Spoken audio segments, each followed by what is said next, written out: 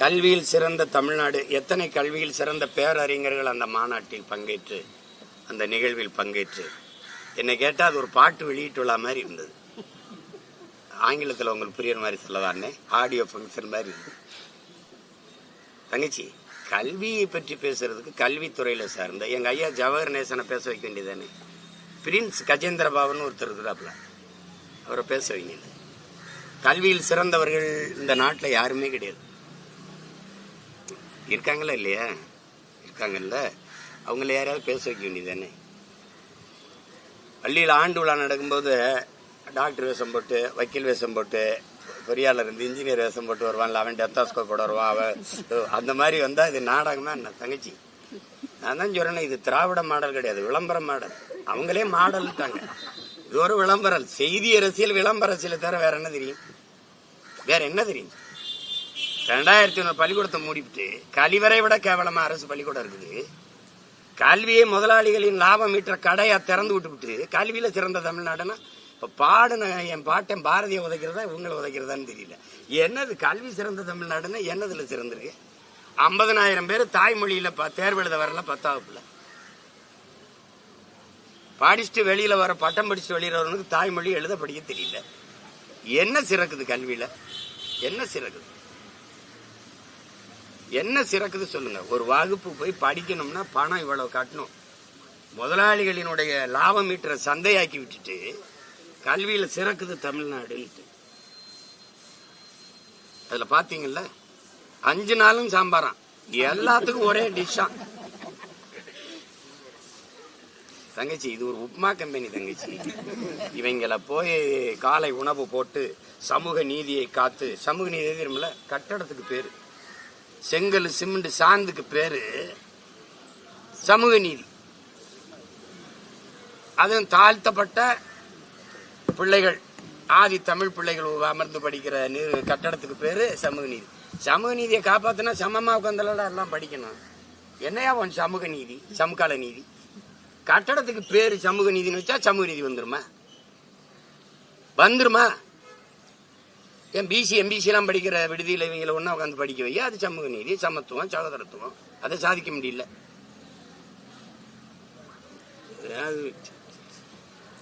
காலையிலே ஏதோ கல்வியை பத்தி, கல்வியில் சிறந்த மகான்கள், பேரறிஞர்கள் பேசும்போது நம்ம கேட்டுக்கிற வேண்டியதுதான். அப்படியா அப்படியா? அதுல ஒருத்தர் இளையராஜா படிச்சாரா, சச்சின் டெண்டுல்கர் படிச்சாரா, ரகுமான் படிச்சாரான்னு கேக்குறாங்க. அவங்களெல்லாம் அவங்க பேச்ச அவங்க நம்பிராதீங்க. நான் என்ன சொல்றேன்னே நீங்க அதுல வாங்கல. நீங்க படத்தை எடுத்துட்டா பெரிய கல்வி அறிஞர்னு நினைச்சிட்டு வந்து கருத்து சொல்லிடுறேன். நான் என்ன சொல்றேன்னே உனக்கு புரியல. நீ அந்த மேடல் நின்று பேசுறதுக்கு யாரு? நீ ஒரு படத்தை இயக்கிருக்க, இயக்குனர், அவ்வளவுதான். அதுக்கு என்ன காரணம்? நீ படிச்ச கல்விய என்ன? எது காரணம்? தனித்திறன் ஆற்றலை வளர்த்துக்கிறணும். என்ன சொல்றேன்னு தெரியல, முழு பேச்சையும் கேட்கறது இல்ல. ஏதோ கேட்டு ஒரு கருத்தை சொல்லி கைதட்டு வாங்கிடணும். சரி, முதலமைச்சரும் துணை முதலமைச்சரும் வாங்கின கல்வி தகுதி என்ன? ஐயா மோடியோட கல்வி தகுதி என்ன? போட்டுக்கிட்டாப்ல எம்ஏன்னு. அதான் மகுவா மைத்ரா கேக்குது, உங்க கல்வி சான்றிதழை வெளியிடுங்கன்ட்டு. வெளியிட வேண்டியதானே? சொல்லுங்க. தம்பி உதயநிதியே பேசுறாப்புல, என்னோட வகுப்பு தொழில படிச்சாப்புல, வக்கீல் ஆயிட்டாப்புலன்னு. படிச்சு வக்கீல் ஆயிட்டா, படிக்காம நான் டிப்டி சீஃப் மினிஸ்டர் ஆயிட்டேன், துணை முதல்வர் ஆயிட்டேன். அதானே அதுக்கு பொருள்? அதானே? அதானடா தங்கச்சி. கல்வியில் சிறந்த தமிழ்நாடு, புகழ் கம்பன் பிறந்த தமிழ்நாடு கொண்டாடுவோம். வேற ஒரு சொல்றதுக்கு இல்ல.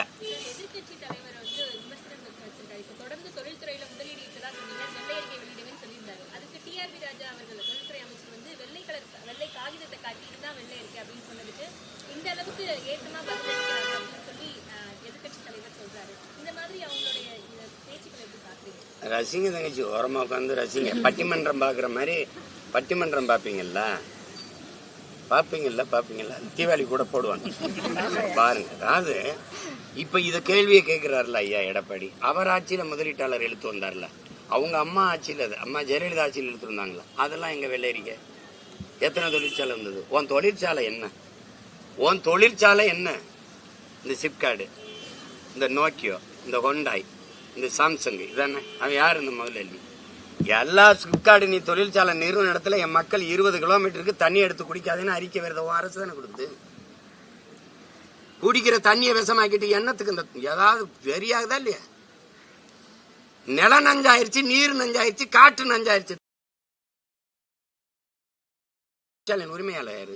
எத்தனை பேர் வேலைக்கு போறேன்? வளர்ச்சி அடைஞ்சுன்னா எதுக்கு எங்க ஆத்தாவுக்கு 500, என் தம்பிக்கு 500, எங்க அம்மா என் தங்கச்சிக்கு 500, 1000 கொடுக்குற, 1000 எது கொடுக்குற? படிக்க போகும்போது ஏன்னா 1000 ரூபாய் கூட வக்கு இல்லை.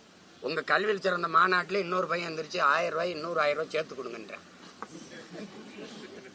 இந்த அளவுக்கு தான் டெவலப் இருக்கு. என்னன்னு சொல்லுங்க. நீங்க முதலீட்டாளர்களை கொண்டு வர்றீங்க. இது எந்த மாதிரி கணக்கு? இந்த நாடு எந்த நாட்டில் முதலீடு செய்து? ஏதாவது ஐரோப்பிய நாடுகள்ல, இல்ல ஆஸ்திரேலியால, இல்ல ஆப்பிரிக்க நாடுகள்ல, அரபு நாடுகள்ல ஏதாவது நாட்டுல தொழிற்சாலை தொடங்கி இந்த நாடு வருவாய் பெருக்கிட்டு வருதா? வெளிநாட்டு முதலாளிகளை இங்க வந்து முதலீடு செய்யுங்க. ஒருத்த வர்த்தகத்துக்கு வந்தான் பிரிட்டிஷ்காரன். பல 100 ஆண்டு அடிமையா கிடந்துச்சு இந்த நாடு. அவனை அடிச்சு விரட்டுறது, போராடி விரட்டுறது விடுதலை போராட்டம். நீங்க அவனை கப்பல்ல வந்தவனை விரட்டி விட்டுட்டு வானூர்தியில் வர்றவனை வா வான்னு சிவப்பு கம்பளை விரிச்சு வரவேற்கிறத விடுதலை பெற்ற நாடுன்னு சொன்னீங்கன்னா நீங்க ஏற்கிறீங்களா? எதுக்கிட்டா நினைச்சு? அன்னைக்கு ஒருத்தவன் தான் அவனுக்கு மட்டும் அடிமையா இருந்த என் நாடு உலகில் ஒவ்வொரு நாட்டுக்கும் அடிமையா இருக்க துடிக்குது. இதை டெவலப்னு சொல்லுது, இதை வளர்ச்சின்னு சொல்லுது. எந்த முதலாளி மக்கள் சேவைக்கு வருவான்? தன் லாபத்தை வைக்க வருவானா? முதலீடு செய்ய மக்கள் சேவைக்கு வருவானா? தமிழ்நாட்டு இளைஞர், இந்திய நாட்டு இளைஞர்களுக்கு வேலை வாய்ப்பை கொடுக்கணும். படிச்சுட்டு பல கோடிக்கணக்கான, பல லட்சக்கணக்கான இளைஞன் வேலை இல்லாமல் இருக்க, அவனுக்கு வேலை கொடுக்கணும்னு அவனுக்கு என்ன வேண்டுதல்? என்ன வேண்டுதல்? இங்க நிலம் எவ்வளவு வேணாலும் எடுத்துக்க. எத்தனாயிரம் ஏக்கர், 2000 ஏக்கர், 3000 எடுத்துக்க. நிலத்தடி நீர் உறிஞ்சிக்க. தடையற்ற மின்சாரம். 1 மணி நேரம் உற்பத்தியில் மின்தடை ஏற்பட்டு இழப்பு ஏற்பட்டால், அரை மணி நேரம் ஏற்பட்டால் அதற்கான இழப்பை மத்திய மாநில அரசுகளை ஈடுகட்டும். புரிந்துணர்வு ஒப்பந்தம். நீ உற்பத்தி செய்யற பொருளை விரைந்து எடுத்துட்டு போக 8 வழிச்சாலை, 4 வழிச்சாலை. இதுக்கு 5000 ஏக்கர்ல ஏர்போர்ட், அதுக்கு 6111 ஏக்கர்ல துறைமுகம். இதுல யார் வசதிக்கு? மக்களின் வசதிக்கா? மக்களின் வசதிக்கு போட்டவன் எதுக்கு 100 கிலோமீட்டருக்கு ஒரு குக்கு கட்டையை போட்டு காசு வாங்குற? எதுக்கு வாங்குற? மக்களின் வசதி அந்த ரோடு போட்ட எதுக்கு வாங்குற? இப்ப நான் வந்தல போர்டு, இந்த ஒரு கார்ல வந்தல இந்த போர்டு, இதுக்கு 5 லட்சம் ரூபாய் ரோடு டாக்ஸ் கட்டிருக்கேன். எந்த ரோட்ல ஓட்ட கட்டு வாங்கினேன்? எந்த ரோட்ல வாங்குறதுக்கு ஓட்டுறதுக்கு டாக்ஸ் வாங்கினேன்? அந்த ரோட்டை காட்டுற, அதுல மட்டும் ஓட்டிக்கிறேன். 5 லட்சம் ரூபாய் ரோடு டாக்ஸ் சாலை வரின்னு எடுத்துட்டு அப்புறம் எதுக்குடா 50 கிலோமீட்டருக்கு 100-150 ரூபாய் காசு வாங்குற? அப்ப என்ன அணுகுமுறை? எல்லா வண்டிக்கும் சாலை வரி எடுக்கிறீங்களா தங்கச்சி? அப்புறம் எதுக்கு அப்புறம் டோல் கட்ட தர்ற? என்னடா நடக்குதுங்க? கேட்டா வளர்ச்சி, வெளிநாட்டுல இருந்து முதலீடு கொண்டு வர்றோம். வெளிநாட்டுல இருந்து நீங்க கொண்டு முதலீடு செஞ்சதை திருப்பி எடுத்துட்டு வர்றீங்க, இல்லன்னு இங்க இருந்து நீங்க வச்சுட்டு வர்றீங்க. ஐயா எடப்பாடி ஐயா கேட்கட்டும், அவர் ஆட்சியில இதே முதலீட்டாளர் இருந்து அம்மா ஜெயலலிதா முதலீட்டாளர் மாநாடே போட்டாங்க. இதுல என் தம்பி இன்னும் சொல்ல 36 லட்சம் பேருக்கு வேலை கொடுத்துருக்கோம் டாப்ல. இங்க 75 லட்சம் பேர் டிஎன்பிசி தேர்வு எழுதிட்டே வெளியில் நிக்கிறான்.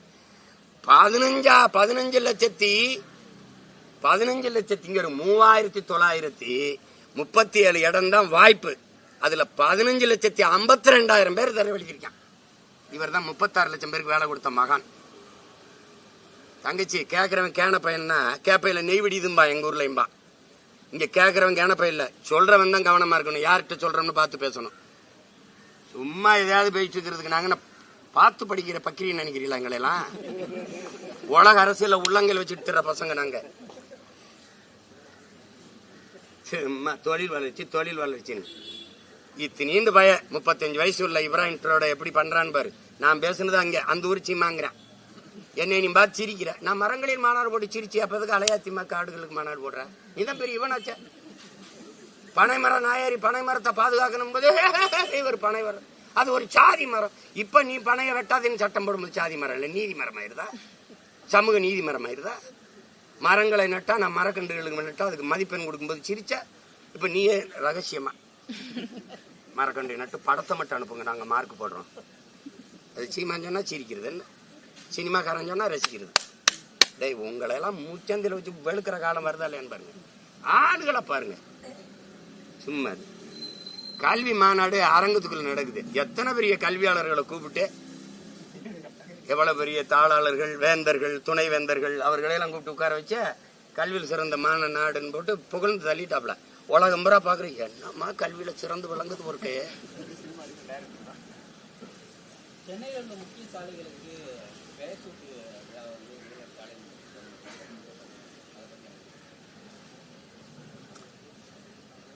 அழிச்சுக்க என்ன வெண்டத்தில் தர இந்த கடற்கடற்கரை காலையில கிழக்கு கடற்கரை சாலை இருக்குல்ல, அது உண்மையான பேர் என்ன தெரியுமா? ராஜராஜன் பெருவீதி. வரலாற்றுல பேரு ராஜராஜன் பெருவீதி. அதுக்கு ஐயா வச்ச பேர் என்ன தெரியுமா? ராஜீவ் காந்தி சாலை. அது கிழக்கு கடற்கரை சாலைன்னு வச்சிருந்துருக்கலாம். இப்ப வச்சிருக்க பேர் என்ன தெரியுமா? ஐயா கருணாநிதி அவர்கள் பேரை வச்சிருக்காப்புல. எங்க ஊர்ல வந்து தம்பி 80 வயசு 85 வயசு போனா என்ன கேட்டாலும் கொடுக்க ஆரம்பிச்சிரும். சாராயம் கேட்டா கொடுப்போம், கறி சாப்பிட்டா கேட்டாலும் கொடுப்போம், மீன் கருவாடி எது கேட்டாலும் கொடுப்போம். ஏன்னா எங்க அப்பா தாத்தா எல்லாம் சொல்லுவோம், பெரியவங்களாம் விடுப்பான்னு ஒரு 4-5 சந்தைக்கு இருப்பாப்ல. அது நல்லது வல்லதை கொடுங்கப்பா, கடைசி காலத்துல வாய்க்கு ருசியா சாப்பிட்டு போகட்டும்னு. அப்படி இன்னும் கொஞ்ச நாள் இருக்க போறாங்க. அவங்க இஷ்டத்துக்கு பேரை வச்சுட்டு போக வேண்டியதுதான். நீங்க நாடக உலகின் தந்தை சுவாமி சங்கரதாசன் என் தாத்தனுக்கு பேர் இருந்ததுல, அந்த கலைமன்றத்து பேர் எதுக்கு மாத்தினீங்க?